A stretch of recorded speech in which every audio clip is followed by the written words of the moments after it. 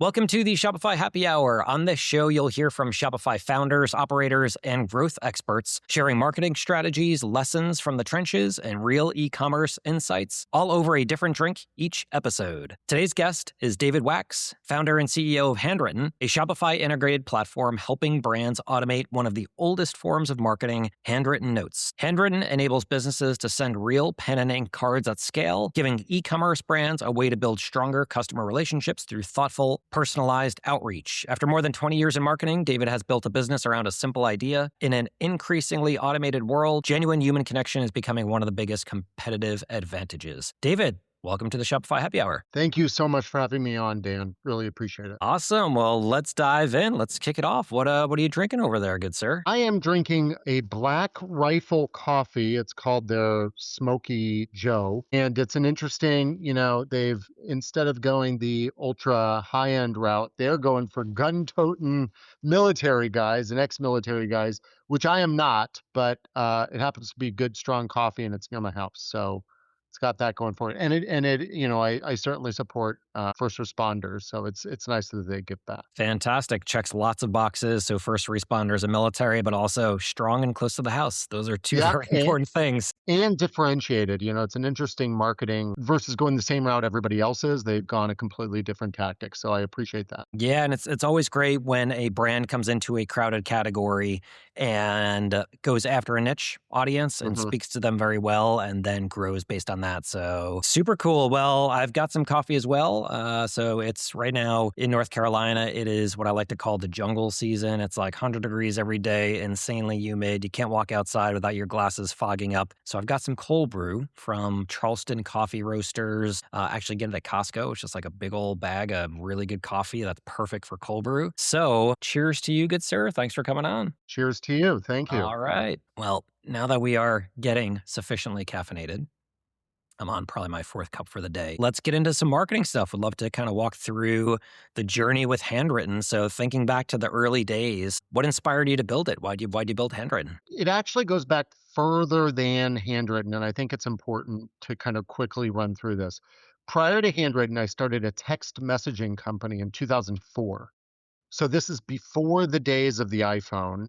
We were initially sending text messages about homes. So you'd drive by a house, you'd want info on the house, there'd be an empty flyer box. There was no Zillow at that point. So you would see a sign hanging from the sign called a writer to the sign, and it would say text home to 30364, whatever the unique part was to the number 30364. You would do that, you'd get back on your little flip phone, your Motorola Flip, you get photos of the home, price of the home, contact the realtor.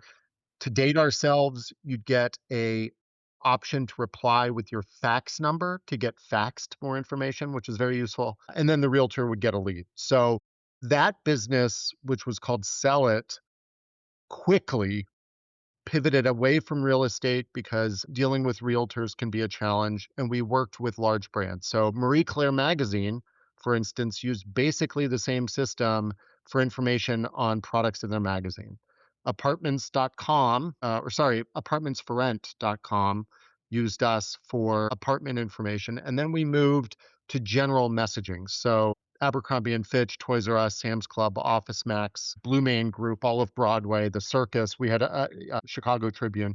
We had a number of clients that used us for messaging. And while the text messages worked, which they absolutely did, back in 2012, I was very concerned that people would just get fatigued by all the overwhelming numbers of text messages on top of, at the time, Twitter, Slack was just coming out, etc., and certainly email. The average person receives about 135 emails a day. They have to spend 24% of their time in the office just managing their inbox. This was back in 2012. So I thought, if we step away from electronic communication, I thought the least used inbox was the one at the end of their driveway. So that's why I got into handwritten notes. And it really started with me wanting to send handwritten notes to my employees and my customers because I sold the text messaging business and I wanted to thank my employees and customers for being with me during that, I hate to use the term, but journey. So I had to work for the new owners of that company through 2014. And then the next day I turned around and started Handwritten.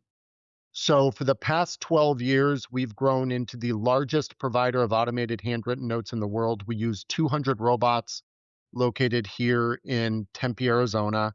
These robots hold real pens. They write out notes in long form. We then automatically QA them with machine vision systems we built, like actual AI. They're inserted in envelopes. The envelope is written this in real pen too, which is quite frankly the most important part because people tend to open handwritten envelopes, and then we put a stamp on it and mail it. So that's kind of our business. We do it about 30,000 times a day, and for hundreds of thousands of clients, maybe, you know, five five to 10,000 active clients at any given time. So that's kind of what we do in a nutshell. And what we find is that it's universally applicable. So certainly used by e-com brands and big box retailers. We have department store chains, eyeglass chains on the big box store side. We have a number of smaller e-com brands, especially subscription boxes, using us on the Shopify side. But then it's used by piano tuners to veterinarian clinics that put down animals, nonprofits, and all the rest. I love the breadth of use cases there. And I got to say, I've been a client and customer for years and think it's, Yeah, fantastic. My handwriting is pretty awful in real life. So using digital robots has been a bit of a lifesaver. So I can yeah. attest to it being a fantastic software, and people really love receiving the handwritten cards. So question for you, so I know you mentioned that you have robots that are writing about 30,000, you said, letters per day, and they're using pens. Can you talk more about the pens? Like, these aren't just big pens they're using, right? Like, what does that look like? Actually, they pretty much are. They're Pilot G2 ballpoint pens. So the Pilot pen you could pick up at any Walgreens or Office Max. They're put in our robots, which are obviously special, and we have 180 of those in the facility. We have a couple more in other locations throughout the country, and then we have a number of other robots. But the key robot around here is the writing robot. Those robots can write in one of 200 plus handwriting styles. There's about 35 available for anybody off the website to choose, or through the Shopify app or whatever. And then people come to us, whether they're a celebrity or just a person that really wants their own handwriting style, and we'll create it for them. And then those are private styles. Once we create that private style, it can be written by any robot. And then we can also do like signatures, which are way cheaper than full handwriting styles because it's like creating one glyph of your signature. Or we have a number of doodles now, which you might not be aware of, Dan. So you can actually go on handwritten.com and have it draw a little picture for you of like a heart or a house or whatever the holiday is, a turkey or a skull and bones for Halloween, whatever that is, it can draw that on your note too. So it's getting pretty cute in that regard. But yeah, it is just a regular Pilot G2 ballpoint pen. It's funny you say that. I actually on my desk have this box of a very heavy box of brass pen holders because in our early days we used to require that the robot hold the pen in a very heavy pen casing because it would have to press down for the robot. But now the robots do the pressing themselves. So I don't know why we just bought a bunch of expensive brass pens. I think it's just kind of they're awesome pens. So I don't know. We give them out as gifts more than anything now. But yeah, so we have those machines. We've got the QA machines. We have a very large industrial envelope stuffing machine. We are talking about actually, like I just got out of a meeting where we're talking about humanoid robots to carry the partially completed letters between stations. So taking it from a robot and putting it on a QA machine. Maybe we'll have a humanoid robot do that because you can actually buy some cheap ones from China relatively inexpensively. I don't know if they're any good or not, but I thought it would be fun to try. So yeah, we've got all that. And then on top of the writing, we also operate our own 3 print presses. So if you want a custom card with your logo on it or a photo of your product, we print that at full bleed on nice, thick, luxurious stock, and we will cut it down to size so it's full bleed and then write on that. And there's no additional cost for printing those cards. You could do it in quantity one. like one of the new features we have for automotive dealers, and I know it's not really applicable here, is we will take a picture of the person standing in front of their new car and then write a card to them saying, we're so glad we were able to help you with your car purchase. And that's a fully automated process. So they just scan the VIN of the car, they take a photo, and then the rest kind of happens. So there's some pretty cool stuff happening here at Handwritten. I love that you are, the business is all about how to automate something that is personalized and blend them Yeah, both. But blend the human element, something that is hard to scale with technology that can be yeah. much more scalable. And sounds like your entire process flow is literally doing that because you've got robots doing the work with actual pens. I didn't think you'd be using actual pens, so that's fantastic. So I'm kind of stuck on this pen thing. So how many pens do you go through every day or every week? I imagine that's going to be a pretty heavy cost for you. Yeah, we buy the ballpoints. So, Pilot actually knows us. They actually used us last year, the year before for a whole Christmas campaign because they're aware of us and we're like, oh, this is cool. We'll work with our pen supplier. We don't buy directly from them. We buy from some bulk office supply store thing and we buy the pens in quantities of like some random quantity. It's like 187. I don't understand why. And we're not buying the pens. At this point, we're just buying the inserts. We just use, the little tubes that come in the pen. And each one lasts us, I think, a solid 2 days per robot. We actually keep one of the things we did early on is we started tracking pen mileage. So we know how long that pen's been writing. And then we tell the operator to swap out the pen after a certain amount of writing. So it's not like we've got a light sensor on that pen shining through to see the ink levels. Although we could do that, I guess. But our approach is purely software based. It's just keeping track of mileage. So yeah, we buy these pens. Each box is like 200 pens in it. We buy 10 boxes at a time and we pound through them. I would say each pen lasts like one to 3 days, depending on if it's writing letters or if it's writing cards. Pen mileage, I love that term. Yeah, and that's what it is. It's literally just how long that pen's been down rolling. Awesome. Okay, so at this point, you've got an army of robots. You've got tons of clients. You're obviously way past that product market fit stage where you are at scale writing tons of handwritten notes per day. So it's 2026. You mentioned you started 2014. Is that right?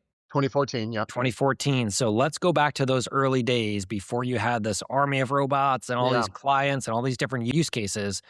Why don't you take me back to how did you land your first customers? How did you prove there was demand? And how did you start operationalizing at that point?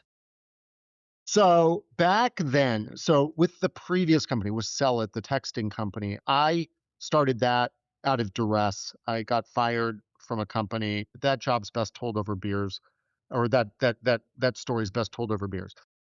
When I sold Sell It, I did pretty good. I did fine. So at that, I was no longer the programmer, and I hired initially some programmers to design the iPhone app first, not the web app.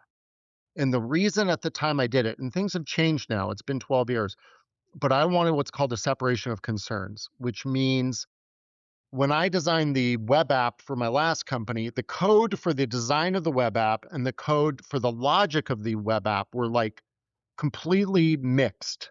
There was no separation of logic and design. And because of that, it was very hard to decouple the two to create the Sell It iPhone app or the Sell It. Ironically, we wouldn't need to sell it. Well, I guess you could sell it iPhone app or whatever, the sell it voice app or whatever we wanted to do, or the sell it Zapier, whatever that was. With Handwritten, I wanted to be API focused to start with. So instead of designing the website, I said, let's design the iPhone app. The iPhone app will use APIs. Those APIs could then be repurposed for the web app or for the Android app or Zapier or whatever else. So that's what we did. So we did a full separation of concerns at the beginning, and that's what the developers did. How did I get my first clients? Honestly, it was just Google ads, and it was a slow burn. Luckily, I wasn't under the financial stress I was with the first company. That too was with the first company, I had people pounding phone calls, and I got a restaurant and was very excited with that, a restaurant out of New York. and it kind of grew from there. With this one, it was just online, people signing up online and using it, and it worked pretty well from the beginning. It has not been a rocket ship those 12 years, I got to tell you. It's been more of a Toyota Camry. It's been kind of taken off slowly but surely. But yeah, that's kind of how we did it. Now that we have a presence, we are very much SE search engine marketing based, SE, SEO, not really. I'm sorry, we're very search engine optimized, not very search engine marketing, although we are bringing back search engine marketing. When we're doing search engine marketing right now, we are very attuned to the attribution, because if you don't know what you're doing, you could spend your out, you could go bankrupt spending it on Google ads and everything else. In fact, we just canceled our Instagram ads. I was excited to try Instagram, but it's too expensive at $80 a lead. So we are now back to just Google and SEO. But that's kind of been our strategy all along. And then kind of getting back to the initial idea of making sending handwritten notes as easy or easier than sending an email, it's all about the APIs. So we are in Zapier. We are in make.com if you're familiar with Make. We are Shopify. You could pick us up out of the Shopify store. We're in the App Exchange for Salesforce and the HubSpot marketplace. We're in the Blackbaud, which is a nonprofit CRM system. We're in their marketplace too. So we try to be everywhere our customers are and don't depend on them to use our website. And that's given us some marketing visibility as well. I mean, there's a couple places we need to be that I haven't figured out how to get there yet, but we're working on it. So that's what we do. It's a super interesting marketing strategy because the product or service, I think what you're doing kind of blends both. Yeah.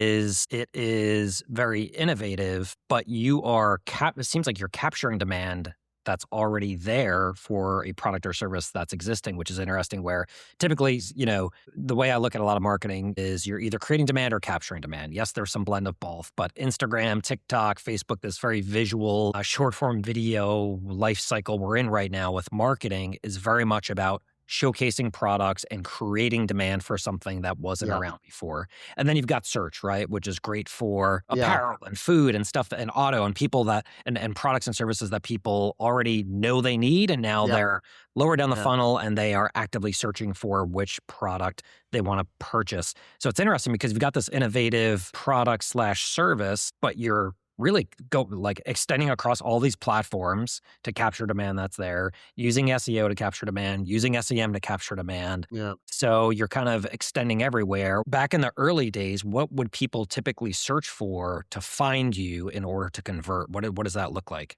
Just handwritten notes. That's handwritten note service. I mean, it's pretty straight up. And that's why I think we've been a Camry, not a rocket ship, is with this business, it's a very hard business, but with this business, people don't know that this is an option. They know they need to send handwritten notes. They assume they have to sit down and do it themselves, or they don't need to know they need to send handwritten notes they never think about. So capturing demand for those very few people that actually want to use it is fairly straightforward. It's the boiling the ocean part, the rest of the process that's very difficult. And we do use Instagram and Facebook and all the channels there on the posting side, but not on the advertising side anymore. It's too expensive. So every day you'll see another video of either me or the robots on my account, getting pushed out to the ether. And it's hilarious because any video that features my mug gets like, you know, 10% of the videos of the views that any video that features the robot does. But hey, I'm used to it at this point. But but yeah, like we do a lot of that. I listen to Alex Hormozy, and we got to post every day, which we do. But posting ads, I don't know. I'd love your thoughts on it because I haven't been able to drive that cost down, the cost per lead, to a point where it really makes sense. I figure I can spend that money better elsewhere. So that's what we're doing. Now it's a lot about optimizing for AI. And luckily we're already the market leader. But that said, we're not sitting on our laurels, and we're doing stuff. Obviously, like our G2 reviews help and all that, but there's other stuff we're doing just for AI too that I can't talk about. Well, I wouldn't feel bad about not getting as much traction as your robots because that's pretty hard to compete with. Yeah. Well, I mean, people see these things and it's, you know, I guess it was to be expected when I started posting. I get a lot of rage comments and, I hate this. I get these all the time, blah, blah, blah. But at the same time, we tend to get more quiet likes, meaning people will like the post than we do rage comments, which is good. But it's very divisive, and I understand it. But if I were to sit down with any of those people, and I should probably make some videos about this because that nobody will watch. But I would say, look, this isn't new. What we're doing is not new. Back in the 60s, 1960s, if you had a bad plane trip on TWA or Pan Am or whatever you were on at the time, and you wrote in a complaint, you'd get a letter back from the CEO signed by the CEO, saying, we're so sorry for your complaint. I'm willing to bet you that CEO did not sign that letter. He used an auto pen or his secretary wrote out that letter. If you donate to a nonprofit and you get a handwritten note back, I'm willing to bet you most of the time that note was not written by the head of development.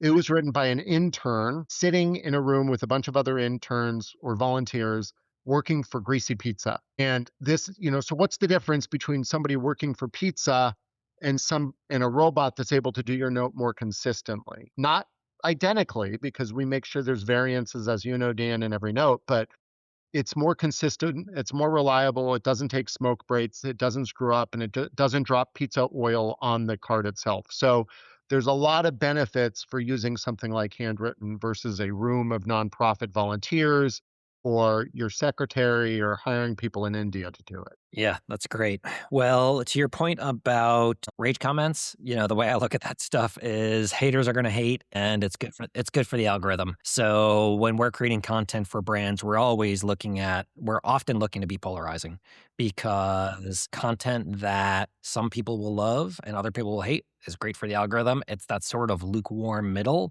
That's the stuff that doesn't work so well. So when people hate on social posts, it's usually a good thing, because it means you can get more views cheaper and get in front of more people. Yeah, some of those people are not going to be a fit, but for the ones who are, it's just more social proof when they do see that organic post or that paid ad. Yeah, and in terms of paid strategy, something you could test is just with all the organic content you're creating, boost or amplify the outperforming content. So if you're posting 30 times a month, take the top 5 or 10 that you're seeing, anything that outperforms. And then if you're looking to put some paid ad spend behind it, you'll have already have tested organically where you didn't have to waste that ad spend, and then you've already then you have some confidence that the post that you do amplify with paid will be better off than maybe That's a great boosting idea. something that was a little bit of a dud. That's an old Gary V hack, so that's not me, but we use it and it definitely works. Awesome. Okay, so you mentioned AI. We're talking about robots. In a world of AI, email, SMS, obviously you've got lots of background in all this automation. Why do handwritten notes still matter? I think one, it's a volume play. Do you want to be in the stack of, 135 emails a day and a million texts and tweets and Slacks and Teams and all that? Or do you want to be the pile of 1 to 3 handwritten notes you receive a month? So there's that. But I think at a deeper level, what a handwritten note shows is a deeper investment in attention, personal attention that people are starving for at this point. Everybody knows that all those emails you get, it could be the most personal email in the world. They will probably have a good gut feel that that was automated. They don't have that gut feel on a handwritten note. They think it's something you sat down, you took, as you know, if you actually sit down to try to do it, it takes like 3 to 5 minutes to do. And then you got to look up their address. You got to find a stamp. You got to go to the store, get the card. It's a whole process. So the fact that you took that time and you thought about somebody to sit down and write that note, that attention. It's not the personalization. You can get a personalized email. That handwritten note that you send could just say thanks for being a customer. But at least you're sitting down and showing that personalized attention. And I think that personalized attention is really what people gravitate towards. Of course, if you throw some things in there, like Brittany Hodak, who wrote a book called Creating Superfans, she talks about in those notes, or if you have to do an email, talk about your story and your why and connect it to their story and their why. So if you sign up with handwritten and you spend a couple $1,000 with us, you'll get a handwritten note from me explaining why I'm doing what I'm doing and genuinely thanking them for their business. And it's funny, they know that note is handwritten with a Y, not handwritten with an I, and they will still thank us for those. So it's really just taking the moment out and sharing that personal attention. And if they do think it's fake, at least you did something better than sending an email, right? Speaking of SEO, about 4 years ago, I had an SEO firm contact me and they sent me this FedExed package. So I know the package alone cost $20 to send it to me. And inside was an electronic card that on the outside was their logo, on the inside was some corporate blather video that played. So you'd open it up, there's a little screen, and it would start playing this boring as hell video. I couldn't get through the video. It was too, it looked like I was having an orientation at IBM or something. It was so boring. But what it did though was it made me think, one, it made me realize they were trying to get my attention. They took the approach of sending me this thing that was very expensive. And when I got it, I thought, gee, they must be making bank on me. If they're willing to send me this thing, they have huge margins. And I'm a cheapskate and poor. I'm not going to pay the huge margins of this thing. Had they just sent me, and it was also wasteful. It's a lot of electronics with a battery that gets thrown away. And for me, because I'm an engineer and really an engine nerd, it's distracting because I looked at this thing and all I wanted to do was tear it apart and find the parts in it and see what made it tick, right? So, had they just sent me a $3 handwritten note, not because I run handwritten, at least I would have read the thing, you know, versus getting this very expensive item that screamed high margin. It also screamed distracting, wasteful, not environmentally friendly, all the rest. I think a lot of people are trying to get your attention and they're looking for the next whiz bang gimmick. When sending a handwritten note, real or fake, at least it's showing you're doing something. And for those that realize it's fake, at least you're doing something different. But that said, I could hand you one of our notes, and unless I say, "Hey, was this note written by a robot?" I don't think I think 99% of people would not guess it at all. They'd just say, "Oh, thanks very much for the handwritten note," including my wife, who is married to the robot, the guy that sends more handwritten notes than anybody in the world. And she gets notes from friends. She's like, wow, what lovely handwriting. So it's kind of funny. That's amazing. And I love that reference. Well, I should say I like that reference that you mentioned about that company sending it to you because I believe I got the same thing. It's been a few years and I know exactly what you're talking about. It might have been a different company, but it was the same strategy where it was this like bulk envelope that was, I obviously opened it and I saw what was inside and I thought, very similar things where it was like, okay, I've never even heard of this company, but they clearly see me as a valued client for their services because they are investing so much in this thing. And as I was consuming it, I'm like, I'm actually not that interested in this. And they spent so much money to get in front of me. So I think, a challenge for marketers and operators, part of it is like, you just have to you got to get in front of the person, right? That's number one. You can have the best message in the world, but if it gets lost in email or if it gets lost in a banner ad, doesn't matter what you've said because nobody sees it. So the first thing is like, you have to capture that attention. You have to get in front of that person. But once you're there, once you've earned that right, you then have to fulfill on the promise of being there. And what's nice about a handwritten note is you can be very appreciative. You can express emotion where the person feels valued. I'm a big proponent of direct mail for e-commerce. Basically anything where when everybody else is zigging, you can zag. And direct mail is nice because, to your the stats you mentioned where people get, over 100 emails per day. Well, we're all getting tons of digital advertising every day and it can work incredibly well. Like we run tons of Facebook and Google ads and the stuff can work really well. But I always like when there are tools that can stand out from the crowd. And what you're doing is kind of a form of very personalized direct mail that gets into the inbox pretty inexpensively where it can be customizable. So shifting focus a little bit more on Shopify brands in particular, what have you seen? Because I know you've worked with lots of different Shopify brands for Handwrytten. What have you seen as the best strategies Shopify brands have used with personalized handwritten notes at scale using Handwrytten? Yeah. So the first thing I'd like to caution is everybody looks for an immediate ROI on a handwritten note. and you're not going to get it. It's a long game. But what we use this for is gratitude. So within the Shopify plugin for Handwritten, you can set up after the first purchase or after X purchases or after they spend X amount, any of those thresholds, send a thank you note. And what I would do is what I call a full stop thank you, which is a term I coined, but whatever. It just means write a thank you. That's it. Don't say thank you and please go here and enter this code, or thank you and please refer us to a friend, and blah blah blah blah. Anytime you do that, it's no longer a thank you, it's an ad. And you want to be very genuine in your thanking. What you could do, if you want to include an ad in that, is you're writing on a card.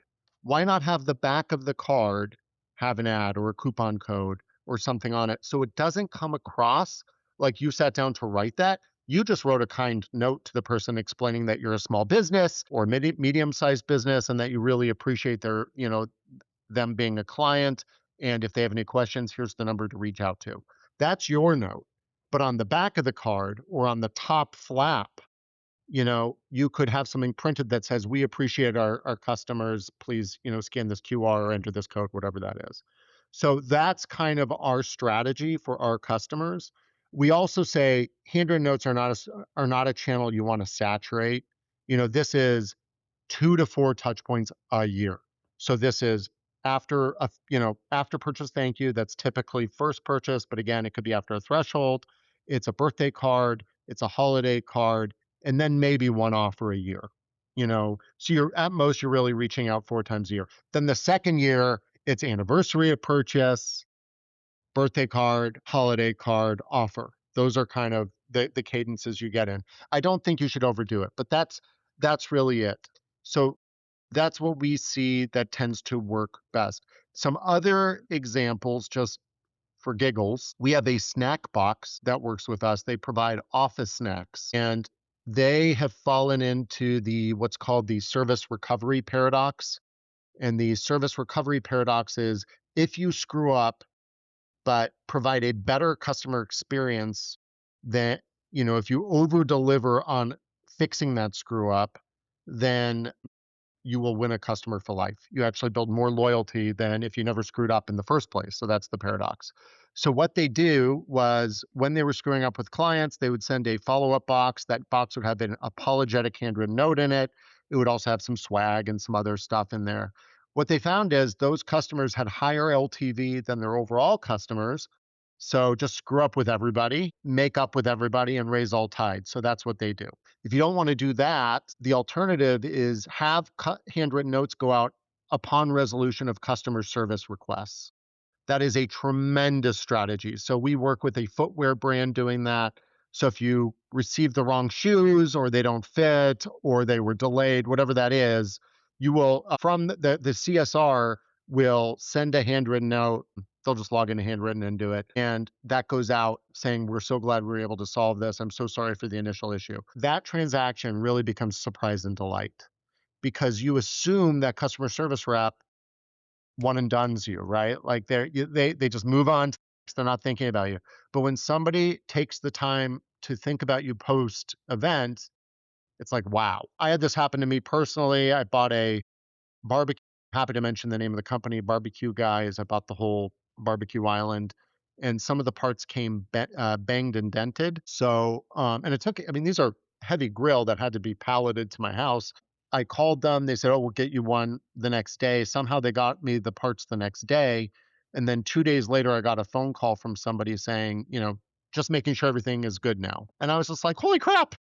You took the time to make a phone call. I was super impressed. So it doesn't have to be a handwritten note, but a handwritten note is certainly the cheap and easy way to do it, and automatable. As you were talking about the snack box brand kind of intentionally screwing up a little bit, I couldn't help but think of a memory I haven't thought of in decades. But when I was a kid, I remember I wanted to go go to the circus. So for my birthday, my parents were asking me what I wanted. So I told them.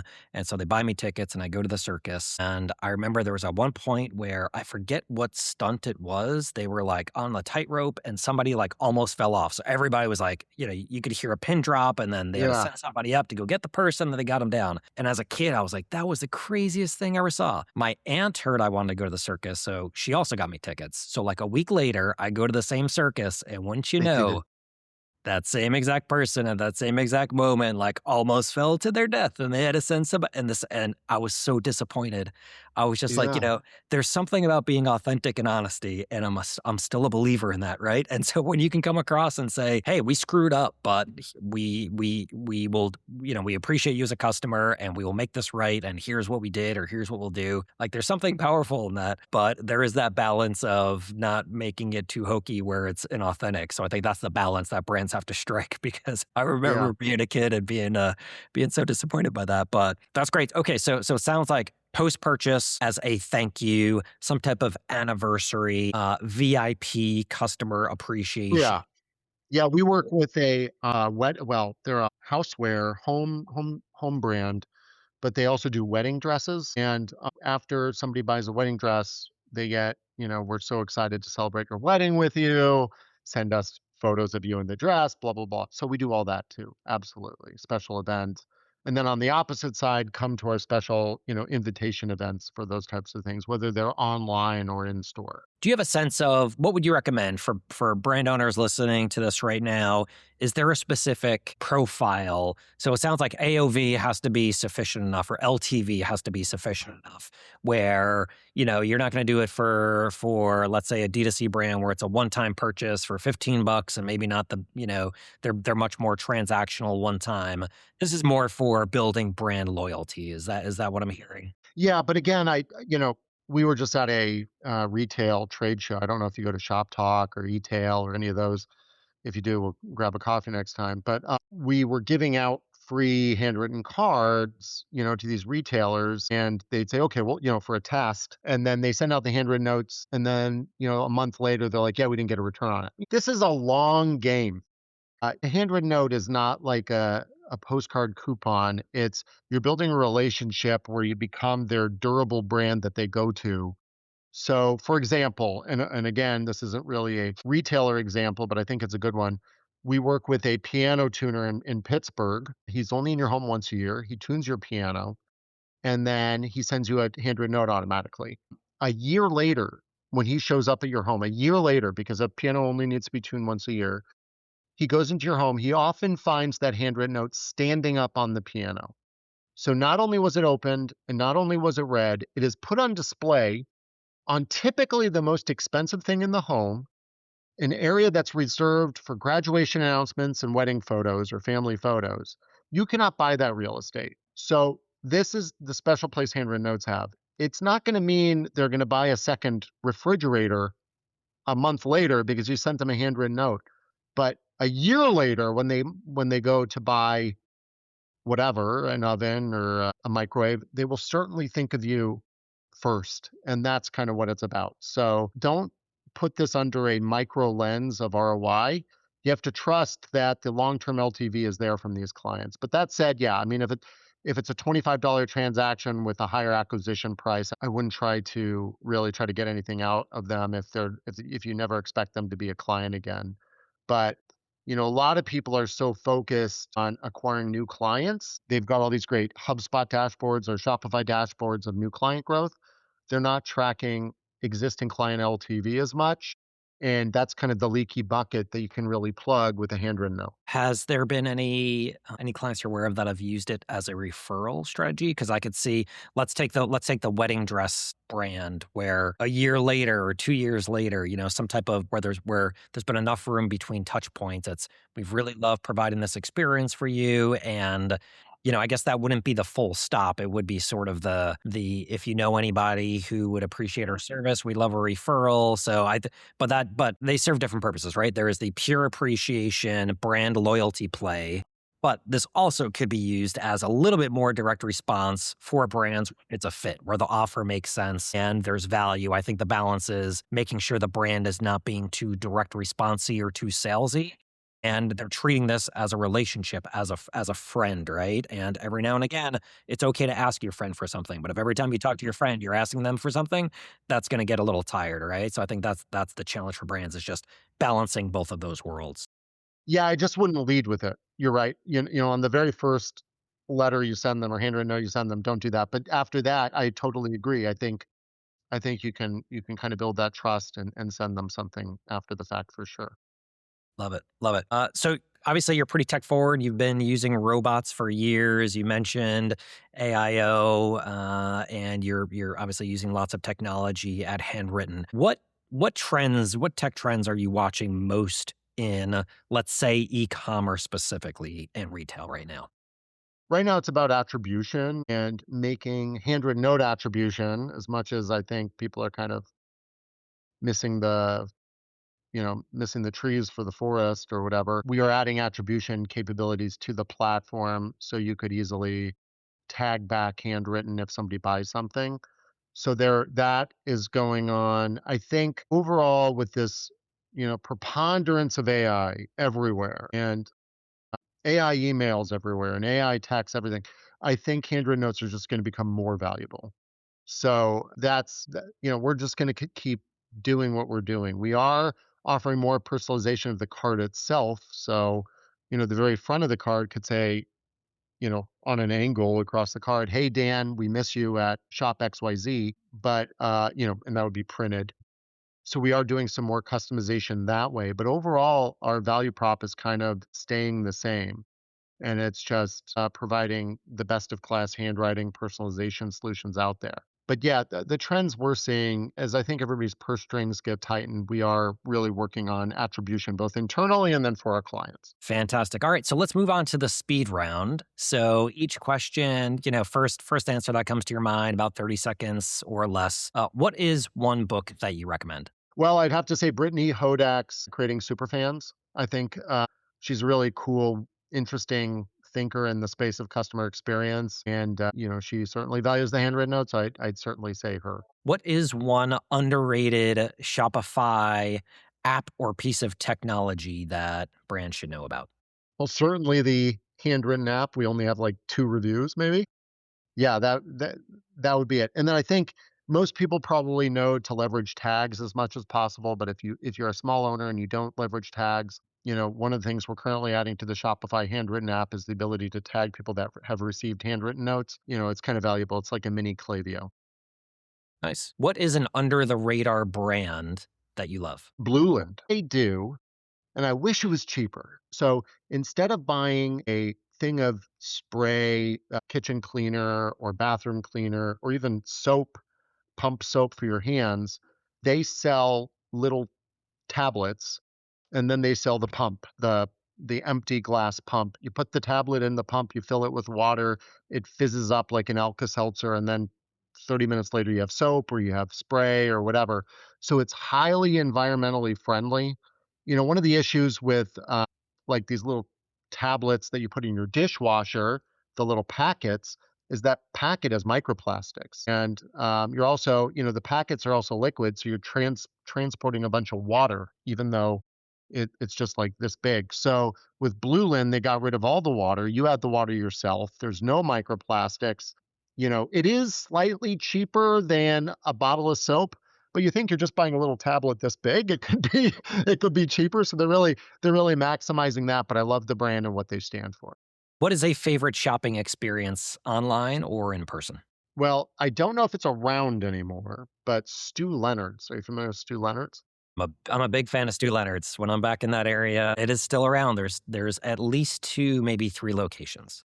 Yeah, so Stu Leonard's is where it's in the East Coast in New England. Basically, what it is it's a grocery store with one aisle, and you maze your way through that one aisle. So you have to go past every single product. And as you do, it's kind of like the combination of a grocery store and a Chuck E. Cheese. So there's like animated cows that sing and dance and moo and all the rest. So it really becomes a destination. There was a while. The reason I said I don't know if it's out of business is there was a while where the managers or the owners of Stu Leonard's were doing just a wee bit of tax evasion and they got sent to jail. But the product or the experience is tremendous. It's they've completely changed a grocery store and made it very much a destination. I love that answer. So, yeah, my experience with Stu Leonard's is very similar, where it's one aisle and the food's good. They have good, high quality products. It's a lot of kind of farm market feel, but then they have all these animated, like a giant animated Twinkie cowboy, Twinkie the kid who will talk to you. And they've got a giant cow where you press the button, it'll go moo, right in the milk aisle. So if you bring a kid there, they're just like loving it. And it's kind of blending entertainment with shopping. So that's a great one. You're the first person to mention that on this podcast, and that's a really fun shopping experience. Who is someone you would nominate for a future episode? I'd certainly say Brittany Hodak. I think what she's doing is incredibly interesting in customer experience. So if you, I'm sure she'd be willing to come on your show too. So Fantastic. Where can people connect with you and learn more about Handwritten? So there's two places. Certainly handwritten.com, and it's handwrytten.com, handwritten with a Y. If you go there and click business, you can request free samples and those so you can get a feel for the writing on your own. And then, feel free to sign up there. If you use the discount code podcast when you sign up, I believe you get enough for a free card to mail to somebody. Or you can connect with me on Instagram. It's a little tough. It's DBWACHS. So David B. Wax, DBWACHS at DB Wax on Instagram. And you'll get every day either a video of the robots or a video of me talking about the power of a handwritten note type deal. David, thank you for joining us today and for sharing your perspective on bringing a more personal touch back to e-commerce and business in general. And thanks so much for sharing your story and insights with us today on the Shopify Happy Hour.